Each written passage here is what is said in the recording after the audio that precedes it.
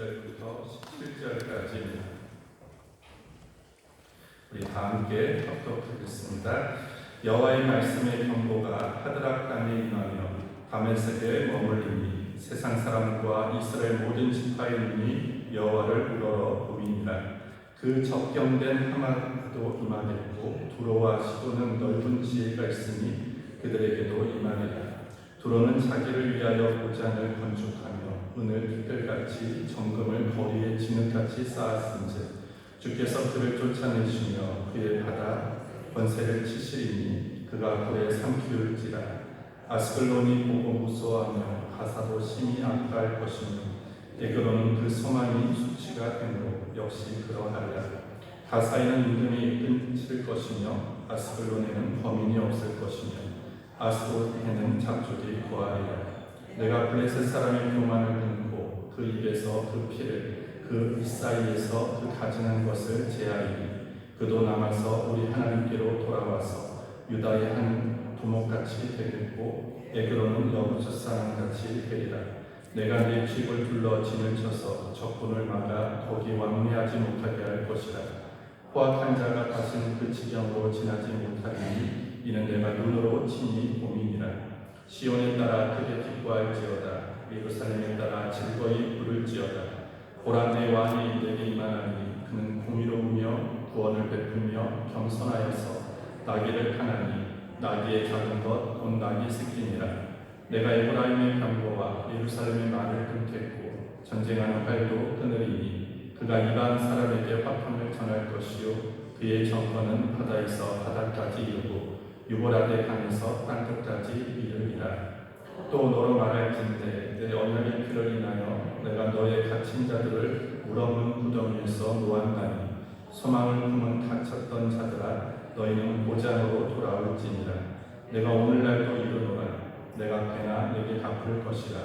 내가 유다로 당긴 활을 삼고 에브라임으로 먹인 살을 삼았으니 시온아 내가 내 자식을 격동시켜 헬라 자식을 치게 하며 너로 용사의 칼과 같게 하리라. 여호와께서 그 위에 나타나서 그 살을 번개같이 쏘아내실 것이며 주 여호와께서 나팔을 불리시며 남방 회리바람을 타고 행하실 것이라. 만군의 여호와께서 그들을 호위하시리니 그들이 원수를 삼킴에 울맷돌을 밟을 것이며 그들이 피를 마시고 즐거이 부르기를 술 취한 것 같이 할 것인즉 피가 가득한 동이와도 같고 피 묻은 제단 모퉁이와도 같을 것이라. 그날에 그들의 하나님 여호와께서 그들을 자기 백성의 양떼같이 구원하시리니 그들이 멸관의 보석같이 여호와의 땅에 빛나리로다. 그의 형통함과 그의 아름다움이 어찌 그리 큰지 소년은 곡식으로 강건하며 처녀는 새 포도주로 그러하리로다. 아멘. 오늘 제목은 좋은 지도자의 기준입니다. 우리 9절 말씀 다시 한번 읽겠습니다. 시온에 따라 크게 기뻐할지어다. 예루살렘에 따라 즐거이 부를지어다. 보라 내 왕이 내게 임하나니 그는 공의로우며 구원을 베풀며 겸손하여서 나귀를 타나니 나귀의 작은 것 곧 나귀 새끼니라. 아멘. 교재 먼저 보겠습니다.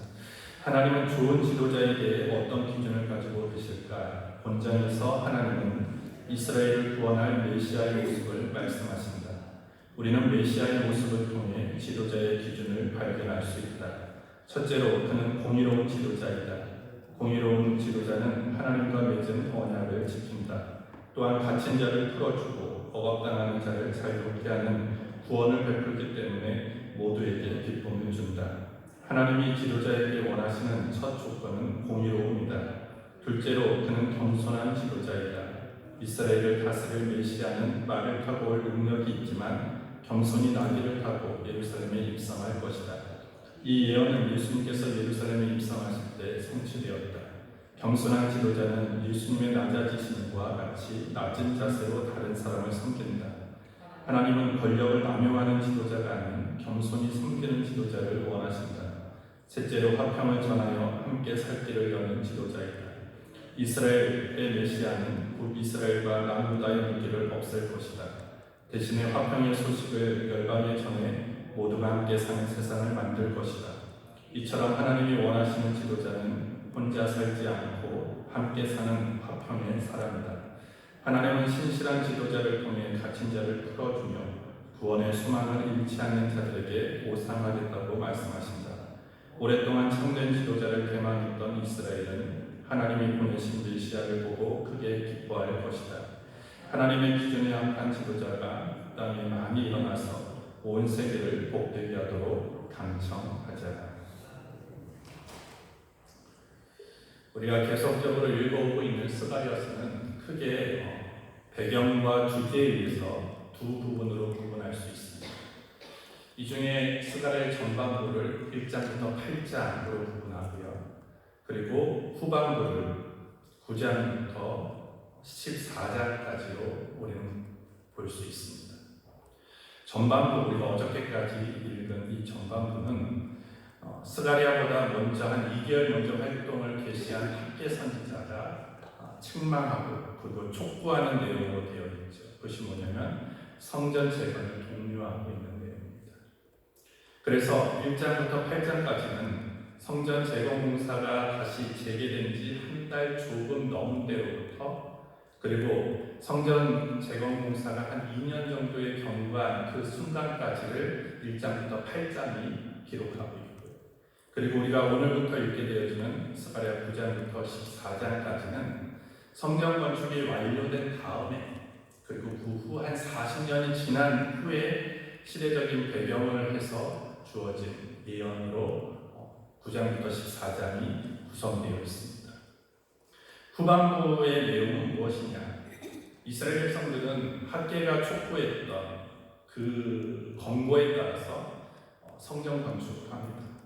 그리고 성전 건축이 완료된다면 오늘 그들에게는 이제 이방인들의 핍박이 완전히 사라지고 그들에게 완전한 회복이 올 것이다라고 기대했는데, 그리고 그들에게 번영과 평안이 다시 올 거라고 기대감을 가지고 있었는데, 성전 건축이 완료된 지 40년이 지났지만 여전히 그들에게 번영과 평안이 오지 않고 있고, 오히려 그들은 이방인들에게 계속적으로 핍박을 당하고 있었다는 것입니다.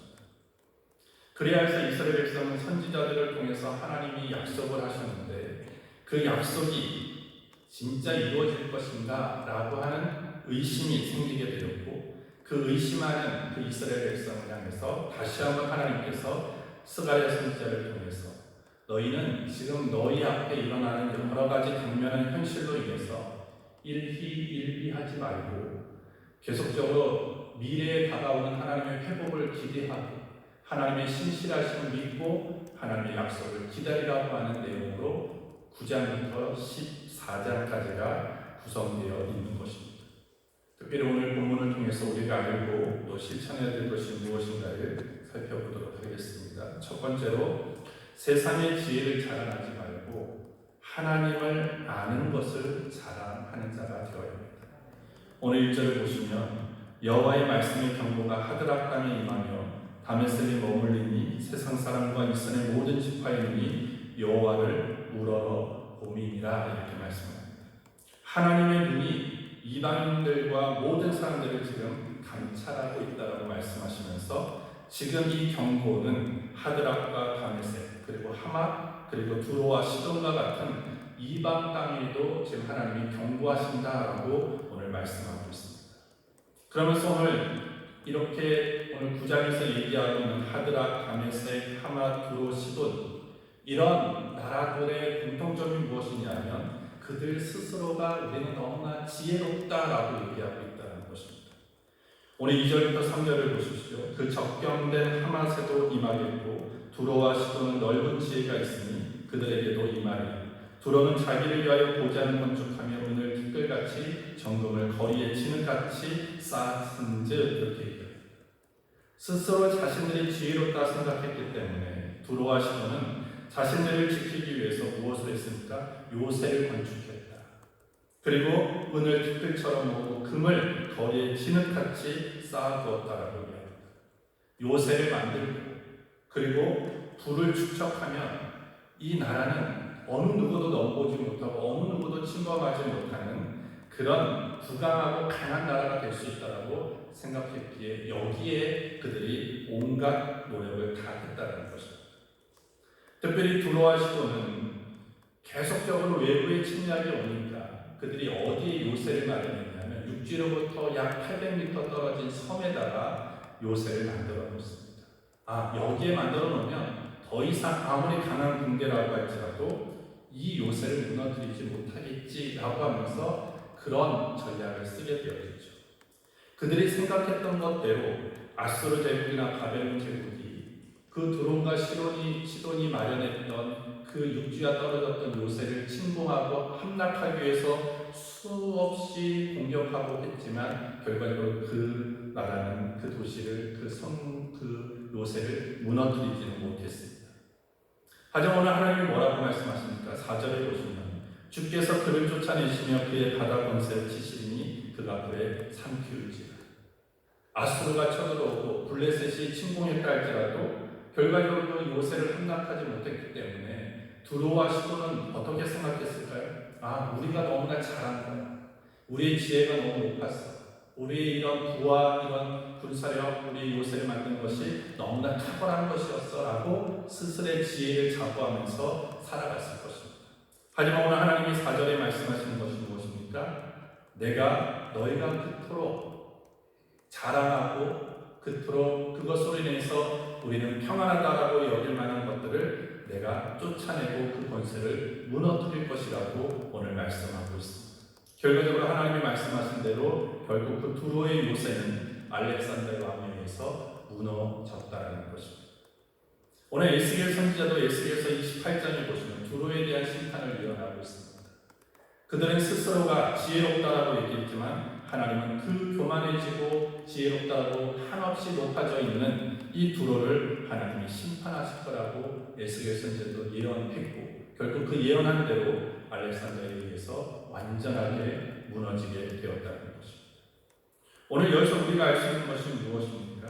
하나님이 가장 미워하시는 것이 무엇이냐? 교만이라는 것입니다. 오늘 우리의 모습 속에 어떤 것들이 있습니까? 내가 스스로 지혜롭기 위해서 내 자신을 지키기 위해서 우리가 노력하는 것들이 있습니다.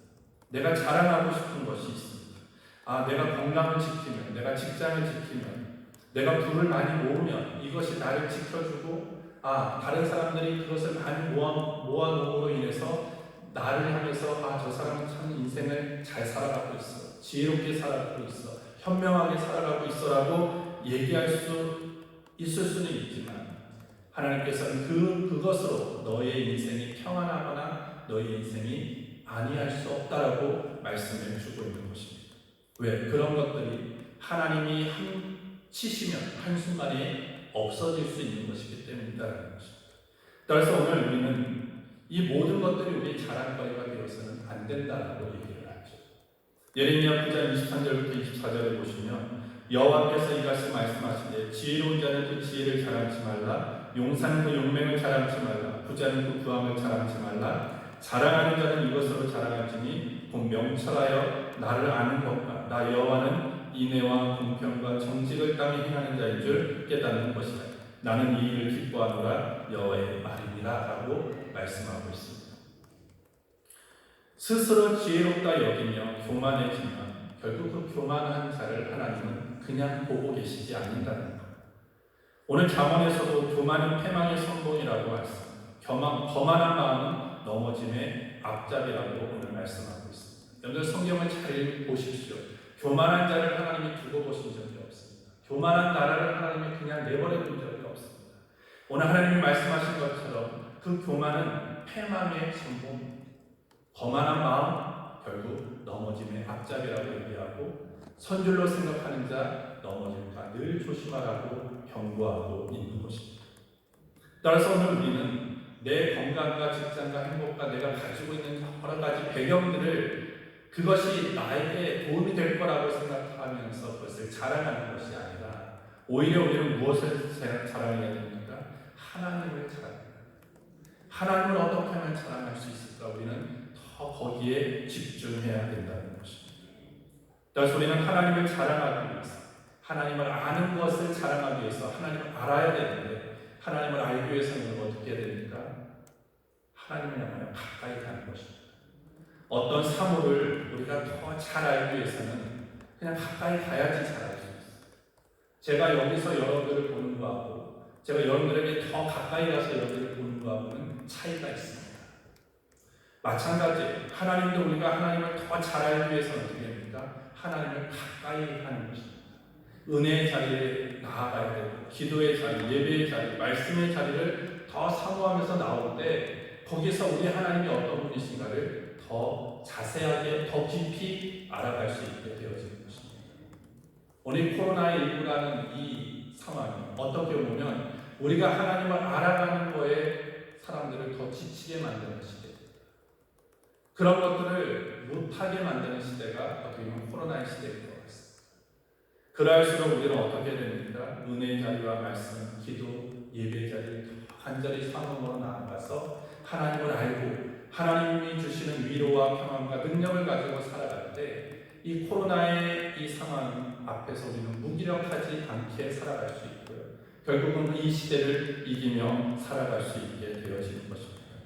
그래서 오늘 내 스스로가 지혜롭다라고 하지 말고 나의 삶의 평안과 위로와 회복과 안위를 가져다 주시는 분은 오직 하나님인 것을 우리가 믿고 하나님을 향하여 더 한 걸음 한 걸음 가까이 갈 수 있는 저와 여러분들 되기를 주의 이름으로 축복합니다. 두 번째는 하나님은 역사의 주관자시며 공의의 심판주이심을 우리는 기억해야 됩니다. 오늘 하나님의 말씀은 한치의 오차도 없이 이루어졌다. 앞서 말씀드렸듯이 오늘 하나님께서 그 두루와 시돈을 나는 멸할 것이다 라고 말씀했듯이 오늘 그 약속, 하나님의 그 선포는 이루어졌다는 것입니다. 따라서 이 세상의 모든 역사는 하나님의 역사라는 것입니다. 하나님의 섭리와 하나님의 그 모든 주도하에서 모든 인간의 역사는 다 이루어지고 있다는 것입니다. 오늘 우리가 그것을 안다면 우리는 어떻게 살아갈 수 있습니까? 우리는 교만하지 않습니다. 그리고 지금 악인의 형통과 불의의 승리에 대해서 우리는 절대 낙심할 필요가 없습니다. 지금 이스라엘 백성이 왜 낙심합니까? 성전이 지어지고 완공되었음에도 불구하고 여전히 변화되지 않는 그런 상황들, 도리어 자신들을 핍박했던 나라들이 더 잘 되고 있는 이 현실 앞에 과연 이 회복은 올 것인가 라고 하는 의문을 품고 있을 때 하나님 그들에게 말씀하시는 것은 무엇이에요? 하나님의 약속과 하나님의 말씀은 반드시 이루어진다는 것을 너희가 기억해야 된다는 것입니다. 그래서 우리가 이와 같은 사실을 분명하게 인지하고 믿을 때 우리 눈앞에 보여지는 악인의 형통 그리고 불의의 승리는 그것이 결코 우리를 흔들지 못한다는 것입니다. 결국은 하나님 그 악인의 형통은 순간일 수밖에 없고 불의의 승리는 찰나일 수밖에 없습니다. 결국 마침내 하나님의 공의로우심이 이 땅을 주관하시고 공의의 심판주가 우리 가운데 임하시면 모든 것들이 악은 벌을 받고 하나님을 믿고 하나님을 바르게 따라온 사람에게는 하나님의 그 구원의 역사가 펼쳐질 것이기 때문이다라는 것입니다. 따라서 우리는 이 사실을 잊으면 안 되는 것입니다. 하나님이 이 세상을 역사하고 있다. 그리고 하나님은 공의의 심판주이시다라는 것을 우리가 분명하게 알 때 어떠한 상황 속에서도 우리는 악인들의 길을 따르지 아니하고 하나님을 믿고 하나님을 향하여 온전하게 걸어갈 수 있게 되어지는 것입니다. 그렇게 되어질 때 하나님은 우리를 결국은 하나님의 시간이 오면 우리를 건지신다라고 말씀하는 것입니다. 11절부터 12절에 보시면 또 너로 말할진대 내 언약의 피를 인하여 내가 너희 갇힌 자들을 물없는 구덩이에서 놓았나니 소망을 품은 갇혔던 자들아 너희는 보장으로 돌아올지니라 내가 오늘날도 이르노라 내가 배나 내게 갚을 것이라 이렇게 말씀합니다. 물없는 구덩이에 있던 자를 놓아주셨다라고 말씀합니다. 누구를 기억하라는 것입니까? 요셉을 기억하라는 것. 요셉은 물없는 구덩이에 떨어졌습니다. 떨어진 존재, 무덤에 빠진 존재가 되었지만 그는 죽지 않았습니다. 결국은 그가 그 구덩이에서 건짐을 받아서 애굽의 총리가 되었듯이 오늘 갇힌 자, 물없는 무덤에 빠진 것 같은 그런 여전한 그런 어려움 가운데 있다 할지라도 하나님을 바라보고 하나님을 의지하며 끝까지 나아가는 자에게는 하나님이 그 요셉을 던져주시고 그를 높여주셨던 것처럼 오늘 하나님이 그 웅덩이에서 갇힌 자에서 우리를 건져내시고 결국은 높은 자리로 인도해 줄 거라고 약속하고 있는 것입니다. 하나님의 때가 더디 온다라고 여러분 낙심하지 마십시오. 내 시간대, 내 계획대로 하나님이 오시는 것이 아니라 하나님이 보시기에 가장 절묘한 타임, 하나님이 보시기에 가장 선한 때 하나님은 임하신다는 거예요. 우리가 해야 되는 그때까지 인내하는 것입니다. 그때까지 참는 것입니다. 그때까지 기다리는 것입니다. 그럴 때 우리는 결국 승리자가 되어줄 수 있는 것입니다. 여러분들, 우리 주변에 아무리 실망스럽고 고통스러운 일들이 있다 할지라도 우리가 그 가운데서도 소망을 품고 살아갈 수 있는 이유는 무엇입니까? 이 역사는 하나님이 주관하고 계시고 결국은 그 공의로운 하나님께서 심판하신다라는 것을 믿는다면 우리는 우리 눈앞에 펼쳐져 있는 여러 가지 상황들, 악인이 잘 되고 오히려 의인이 고통당하는 이 현실 앞에 일비할 필요가 없다는 것입니다. 주님을 바라보고 나아갈 때 결국은 모든 것들이 한명하여 선을 이루는 그런 귀한 역사가 일어나게 될 줄 믿습니다. 하나님 아버지 감사합니다. 오늘 우리를 사랑하셔서 이 자리로 불러주심을 감사합니다. 오늘 주신 말씀처럼 또 순종함으로 또 살아갈 수 있도록 은혜를 더하여 주시옵소서. 예수님의 이름으로 기도합니다.